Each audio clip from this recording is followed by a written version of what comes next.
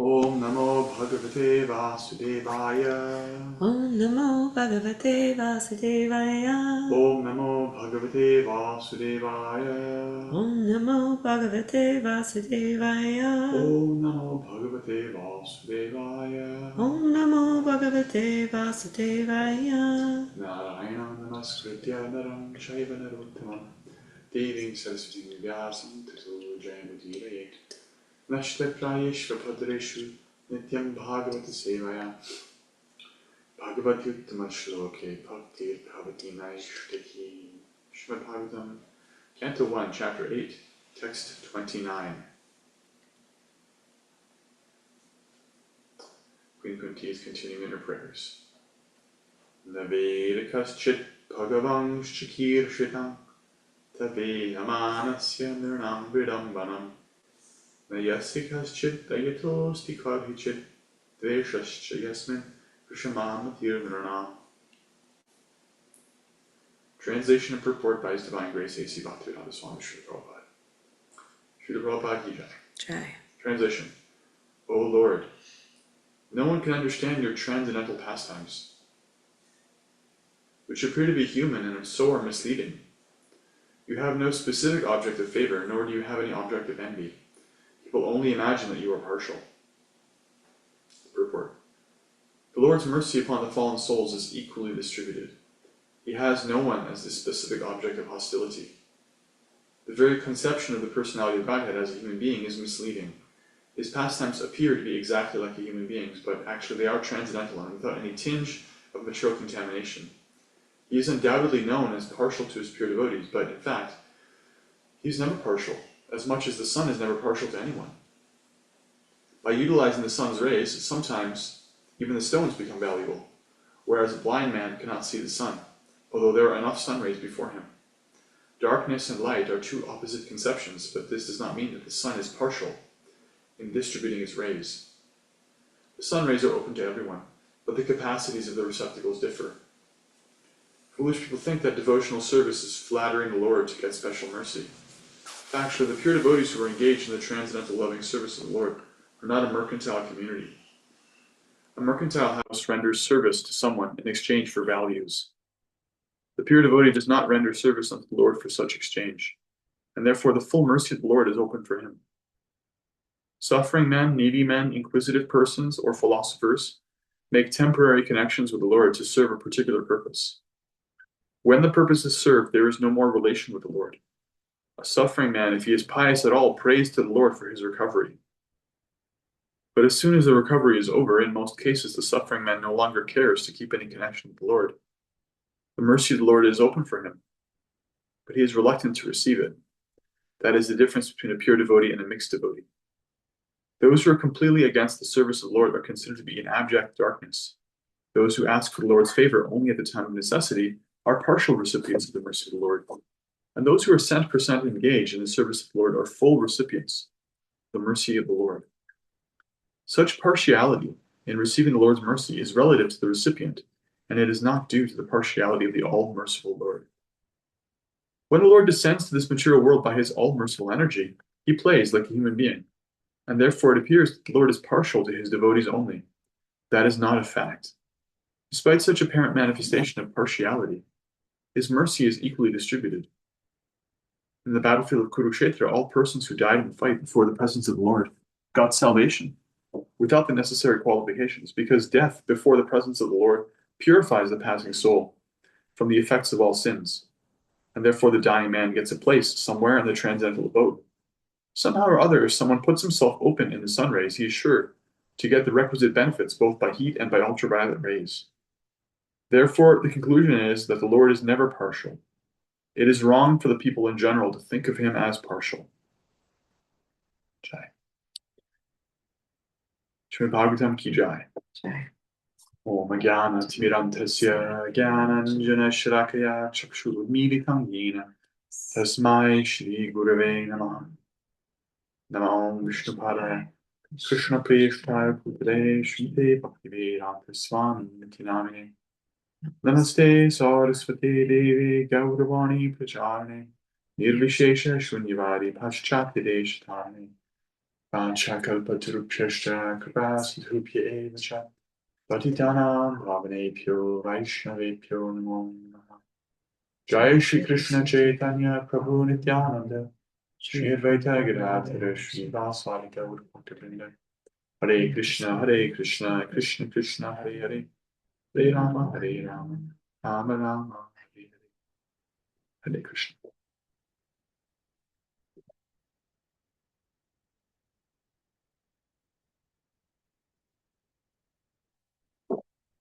So the verse says, O Lord, no one can understand your transcendental pastimes, which appear to be human and so are misleading.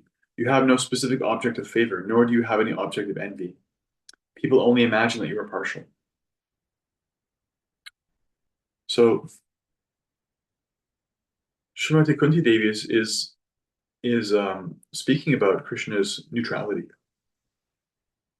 She mentioned this in the previous verse where she said that he is the eternal time, the supreme controller, all pervasive, and he's distributing his mercy equally to everybody. And she says the dissensions between living beings are due to social intercourse. In other words, it's again this point of responsibility. It's not God's fault that there's disagreement. It's not God's fault that there's um, also differences of position, even materially. Um, and so Prabhupada continues. He persists with this analogy of the sun. The sun has its effect whether we recognize it or not, right? Fire has its effect whether we know it or not. If you get close to fire, you will get warm. There will be light. It doesn't matter whether you believe in it. This is not so. He's not bringing in like faith at all. This is not a question of faith. Just like the sun is a physical fact, it changes our lives. Similarly, um, the at least theoretically, if we accept if there is a source, then we're inextricably connected to that source, and that doesn't change for those who are um, closer to the source or not closer to the source. And so this connects to one of the principles I was saying earlier, points I was saying earlier in another class, is that there are no chosen people. There is no material distinction that qualifies you for a relationship with God because that's not a material thing and therefore cannot be earned. Everything material can be earned. Everything. Everything has a price in the material world. Everything material situation or category can be earned. If not in this life, then in another life. How earned how? With karma. What you do and what comes back from what you do. They're both expressed through the same word, karma. So if you want some material position, there's no point being, you know, an anxiety around it. All you have to do is earn it. Pay the price for it, and you can have it. Um, Hiranyakashipu, the great demon, he had his position because of incredible physical austerities and mental austerities. He earned those blessings from Brahma that he thought amounted to pure immortality. They didn't, but whatever he got, he earned. That's actually what the material world is. It's actually like a big marketplace. You want to have a chip in the game. You want to like get ahead. You want to be, you know, special in some way. You can play your cards and you can play the chips, and it's like a big casino. You can win eventually. It's actually not like a casino because it's not random, and the house is not. Um, you actually can just purchase what you want. Um, but Krishna's not like that. And therefore, Prabhupada goes out of his way to point out that some people will consider but devotional service to be a form of flattery. It's like, if I ingratiate myself to the Supreme, then I'll get what I want. And that's not pure devotional service. It's kind of devotional service. And Prabhupada, he says that's actually like in the middle. There's actually like a something even lower than that, where he says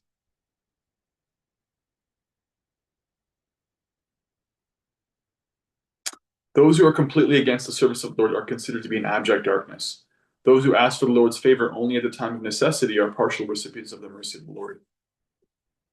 And so our material position is a function of our activities and previously, and our future material position, if we have one, if we're still here, is a function of our future activities and our present activities.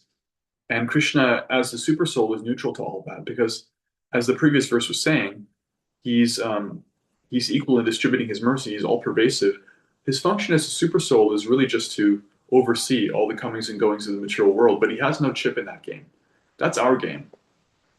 That's the thing to understand, is that all these senses in which we think we can win or lose, all these different paraphernalia, whether it's health, wealth, power, control, beauty, all these different opulences, which are actually all Krishna's opulences, that we're receiving some amount of in the material sense. Some material, like he's a source of all spiritual wealth, and so there's a material reflection of wealth, and we may be fighting over that.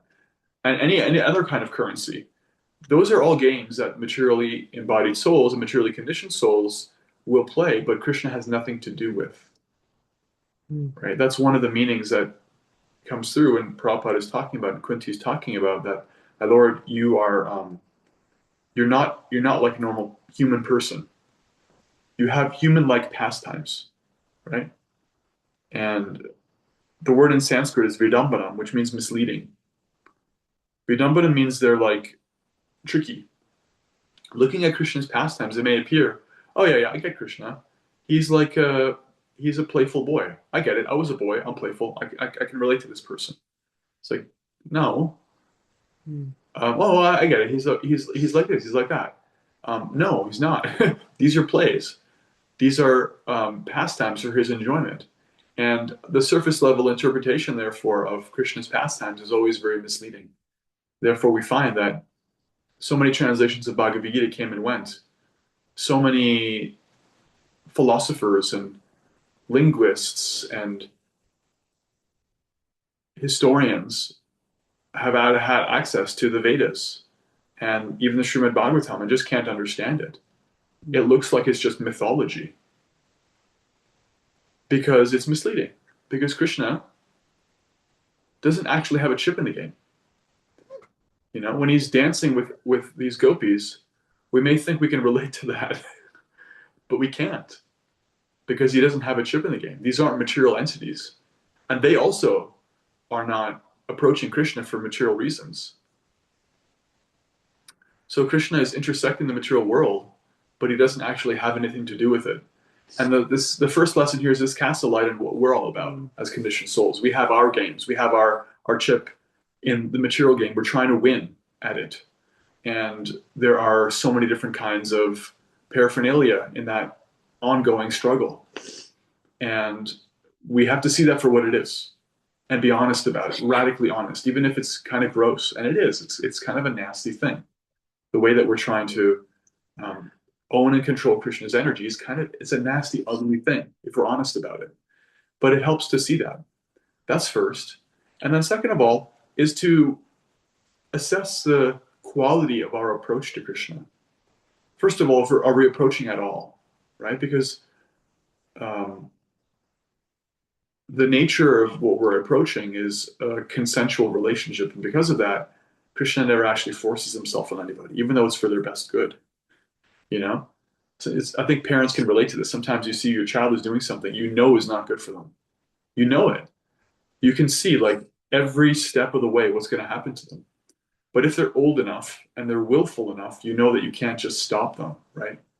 You can. You can temporarily stop them. You can put them in some kind of timeout. You can like forbid them.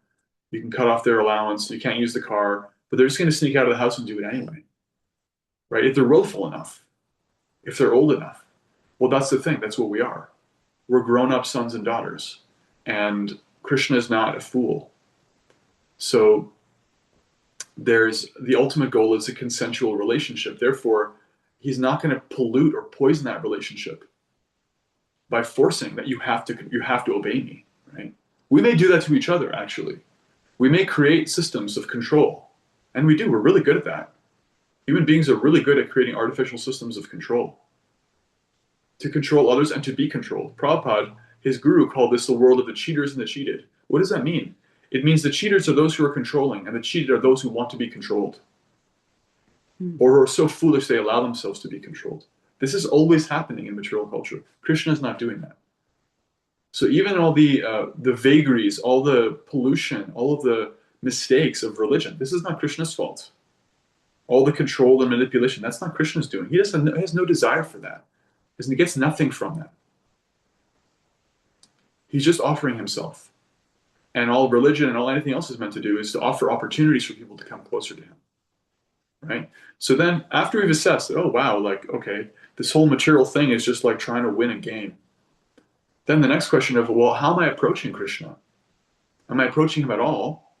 And hopefully the answer is yes. And then we can see, like, I mean, for everybody here, it is. The answer is yes. And then we can see, well, to what degree am I doing that for material comfort? To what degree am I chanting Hare Krishna or whatever just to feel good? Like I like chanting because I feel like I have less stress, and like it's good. That's a good thing.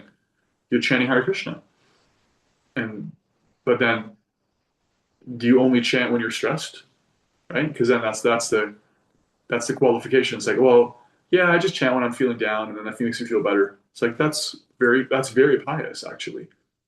But that's a kind of mixed devotional service, and so the progress to the ultimate goal of like a full-fledged relationship with Krishna will be less um, accelerated, right? It'll be slower than if somebody's just like, I don't, even if I don't feel like it, I do this, right? And so at the highest levels, there's this full-fledged love for the divine person. But in order to get there, we're trying to um, practicing devotional service in a regulated way. So that means that I've decided I'm going to chant, even if I don't feel like it. I've decided that even if I'm going through something difficult, health or loss of wealth, or my mind is very disturbed, I just keep taking shelter of Krishna. I keep practicing this opportunity of taking shelter of Krishna. And the long term result of that is that you have a lifetime, you have decades and decades of experiences to back up that this actually works, and he's actually there, and that nothing has actually ever made me as happy as my connection with him anyway, right?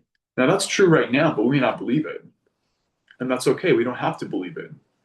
It's not a belief. It's not a belief system. It's an experience to be experienced, but we have to test that experience. And in order to do that, we have to actually try to apply ourselves to the relationship and see that, oh wow, like it didn't matter whether I was in a good mood or not. Krishna was there for me. It didn't matter whether I was winning or losing in life. He was there for me. When everyone else wasn't there for me, he was there for me. When everyone else was there for me and I was a hero and could do no wrong, he was there for me. In fact, he brought me down to earth so I didn't get all puffed up and arrogant.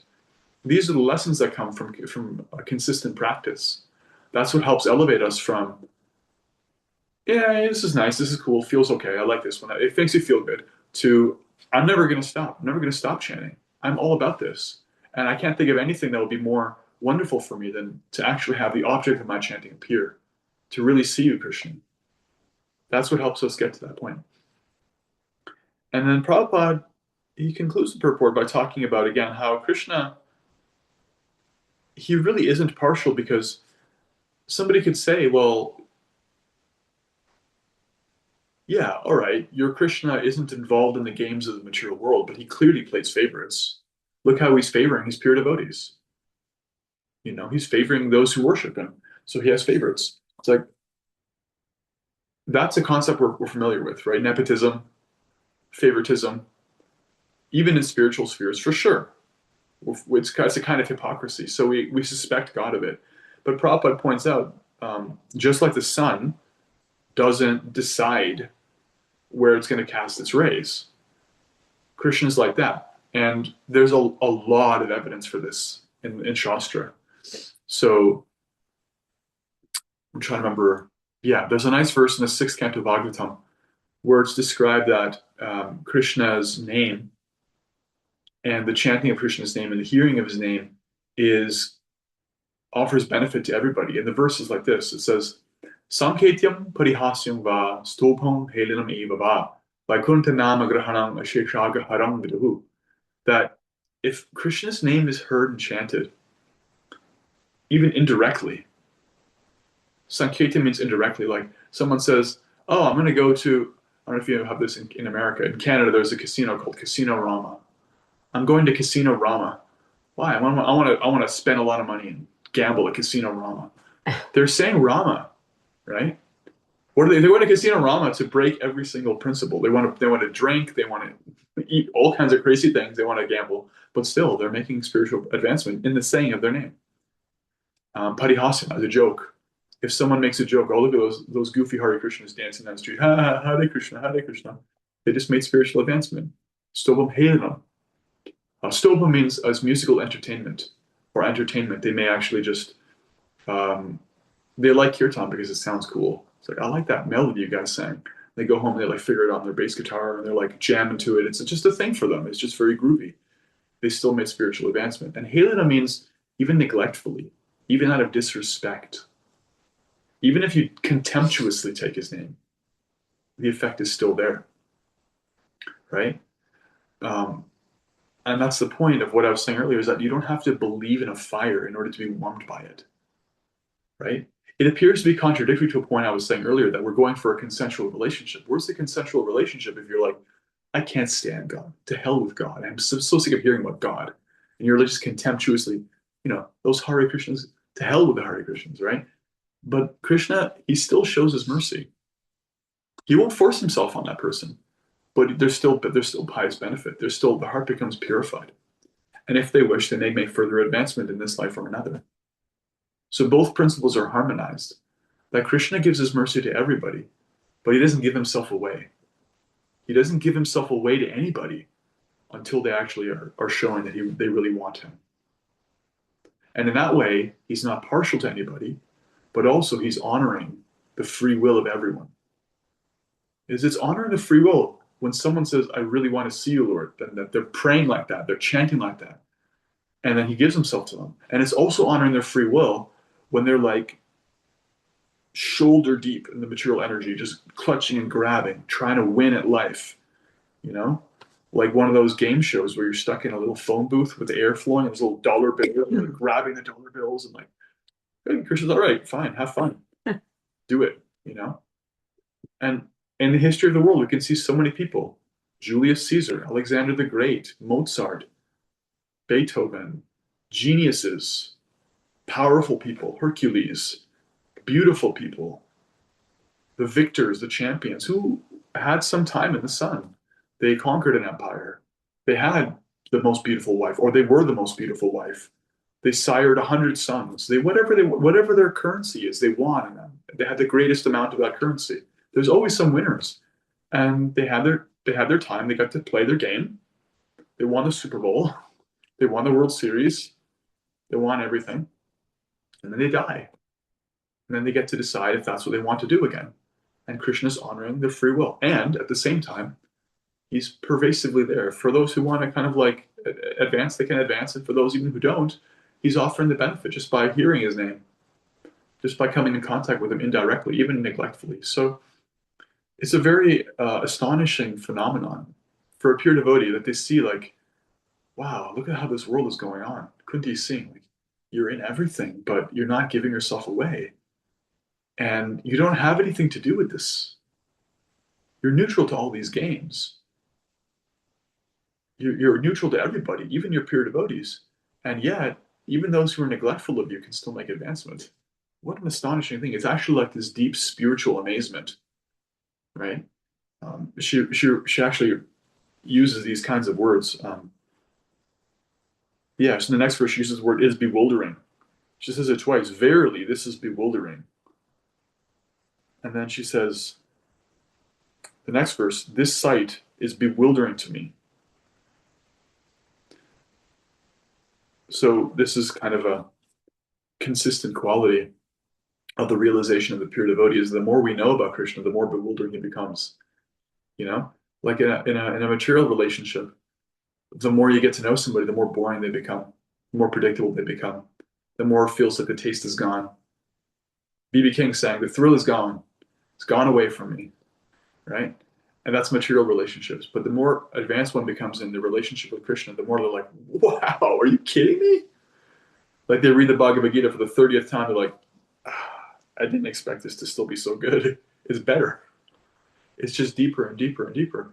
And they can't figure him out. They can't get their head around him. their heart is open more and more and more. He's just so amazing. And so Kunti is thinking about this, and she's getting even very poetical about this. She's remarking at how remarkable it is that Krishna is so neutral, so detached from all the material comings and goings and winnings and losings, and yet he's completely present in all of that for anybody who wants him to facilitate a relationship with him. Om Tat Sat. Hare Krishna. So now let's take any questions and reflections. Reflections mean anything you heard about Krishna's neutrality, the misleading nature of his pastimes, how he has no specific object of favor or disfavor, and how he, especially through his name, makes himself available to anybody, regardless of their angle of approach, even if it's disrespectfully.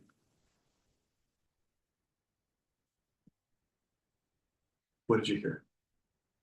I appreciate how you spoke about and Prabhupada as well, of course, in the commentary about how we access, like thinking about how we access the quality or to assess, excuse me, the quality of our approach to Krishna. Mm.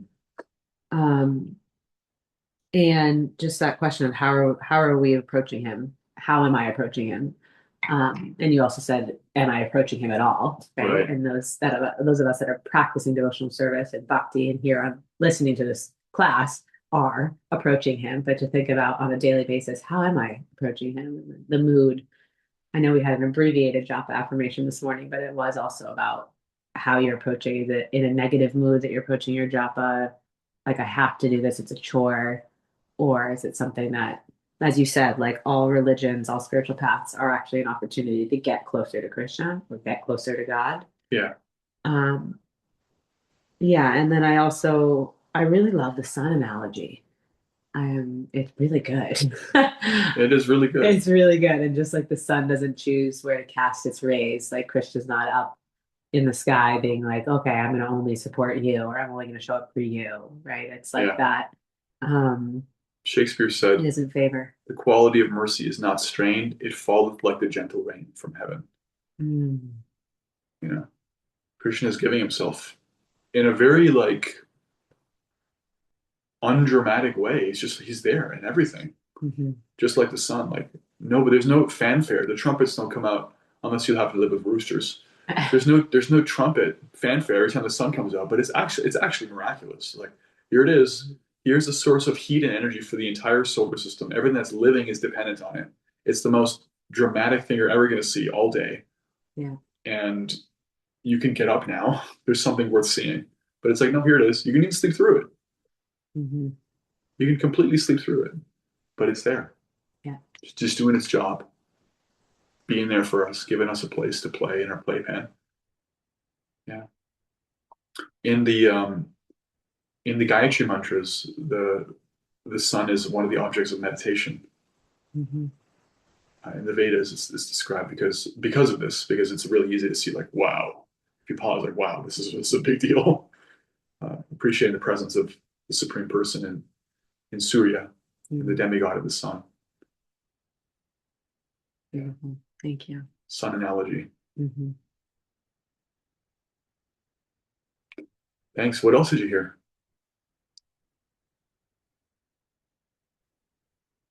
Thank you so much for your teachings. Hare Krishna. It's wonderful to see you all today. I know sometimes my time gets cut short because of work and stuff. So, but I did appreciate hearing again and again about chanting, and no matter what, you're persevering through. That's the most important thing, to keep chanting. So it reminded me of how before I started my job, I made time. Like I was like, this is my time. This is the cutout of my day in the morning and the evening, like before starting work. So I have not,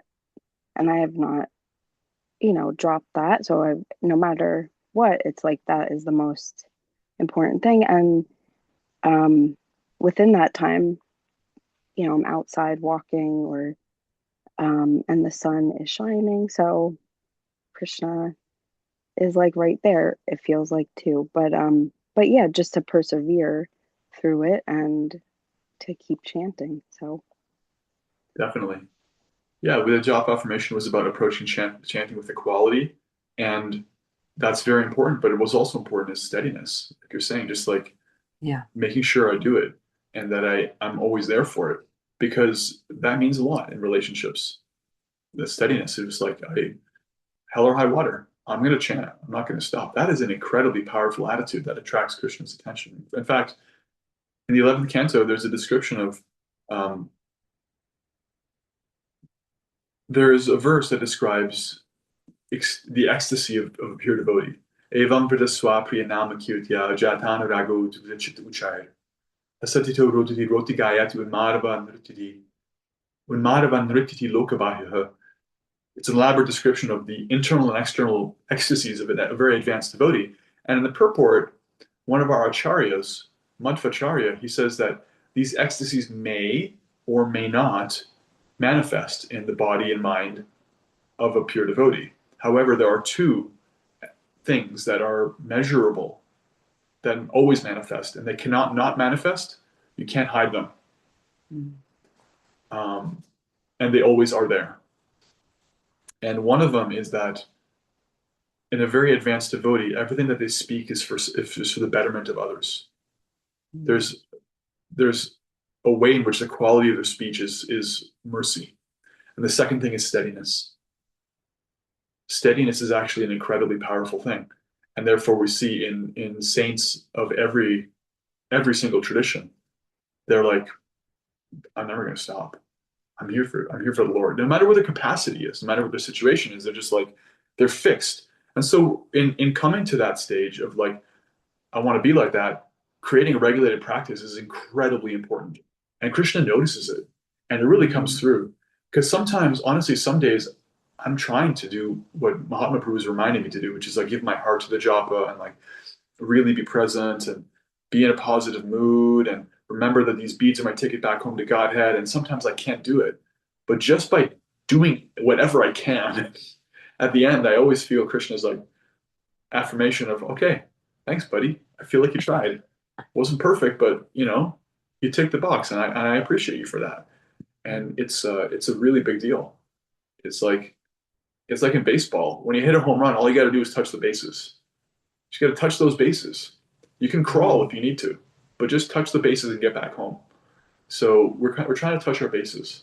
Mm-hmm. And if you're having a tough one, if it's hard, if it's busy, whatever's going on, at least touch your bases. Make sure you get the thing done. And then later you can worry about leveling it up and making it as nice and beautiful and refined as possible. But just getting it done is so powerful. And Krishna really appreciates it.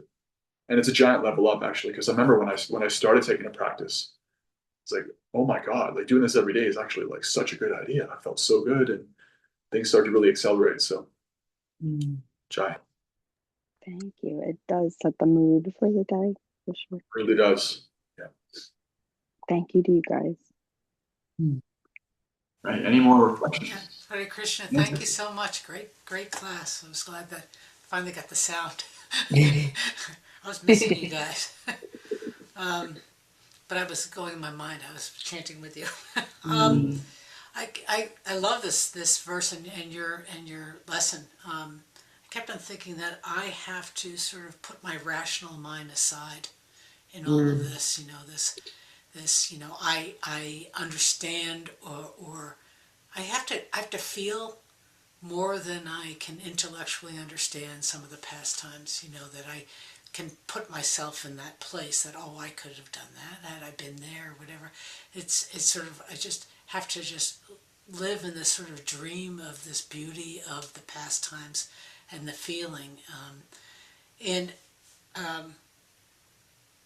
I love the sun analogy. Is spectacular because it means that those times when I'm not feeling it, the sun's still out. Yeah. And I'm still have that mercy, and it's like, am I willing to turn my face up to the sun and feel the warmth and everything else, or am I going to be sitting in a place of despair and say, great, the sun's out, I wish it was raining. And it's very important for me to think of that, because I really believe, for me, Krishna wants me to have an authentic relationship. So even if I'm not feeling great, I'm able to talk to Krishna about the fact that I'm not feeling it, or you know what, why are you doing this to me? Or this is not happening to me, it's just happening. And me having a conversation, I talk to Krishna a lot, this conversation usually brings me around to a place of, it's all mercy. It's all mercy. And I have to come to a place of just seeing that, however it's happening, and realizing that the next day the sun still comes out. And I have to keep on moving in a way that is heartfelt. And I loved your comment about, you can read the Srimad Bhagavatam for the 30th time, and all of a sudden, how did that come in there? That, and I find that the Bhagavatam, the Bhagavad Gita, all of this literature speaks to me if I have that open willingness, and whatever is disturbing or whatever is happening in my body, and I'm willing to get something out of it, I get something out of it, and it's different every time. Sometimes when I'm like just, oh yeah, I'm feeling it, this is great, and then I'm like, oh yeah, what a wonderful thing. Other times when I'm coming to a place of real despair and I read something, I'm just like, okay, let me keep on moving forward. Let me keep on having that consistency, try to keep on praying and chanting and being,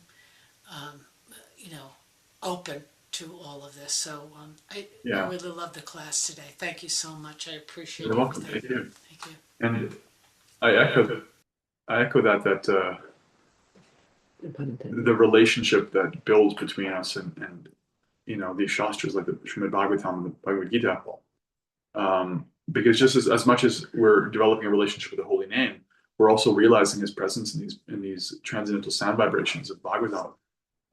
And yeah, it is like that. That it's sometimes there's certain sections of the Bhagavatam I've read like 5 times, maybe certain chapters of it 5 or more times, and still I'll read them and I'll be like, I actually don't remember this happening. This is like completely new, or it's something. It's very mysterious and mystical. It's happened a lot, Whoever you are, whatever you're bringing to that experience of hearing that day, it creates a fresh reciprocation from Krishna. And when that happens enough times, it's really fortifying for one's faith and for one's practice, because then you see from all sides, like with the deity, with the holy name, with the shastra, with the devotees, even with prasadam, with holy places of pilgrimage, I'm actually surrounded. Krishna is what to speak of the sun and the moon and the air and the water, like that's always there too. Then you feel surrounded and completely enveloped and captured and safe. And then this realization of it really is all grace. It's really all just Krishna's mercy. Becomes really thicker and thicker. And so just to connect your point to Leanne's point, this daily practice, if you chant and read every day, even if it's a little bit, it creates such a thick rope between you and Krishna that'll pull you home. And it's really just irreplaceable. It's such an irreplaceable thing. Thank you. Okay, anything else? Jai. Well, I'm really glad we got to have the Srimad Bhagavatam and morning program again. Srila Prabhupada ki jai, Srimad Bhagavatam ki jai. Now let's offer our respectful obeisances unto all the Vaishnava devotees of the Lord, who are just like desire trees. They can fulfill all the desires of all conditioned souls. Vancha Kabaturubhyascha Kripasanthu Bhyevacha Patitanam Pavanebhyo Vaishnavebhyo Namo Namaha. Anantakoti Vaishnava Vrinda ki jai. Okay. Have a great day. Thank you so much. Thank you. Haribol. Have a wonderful day. Happy Thanksgiving. Happy Thanksgiving. Thanksgiving. Good to see you. You too.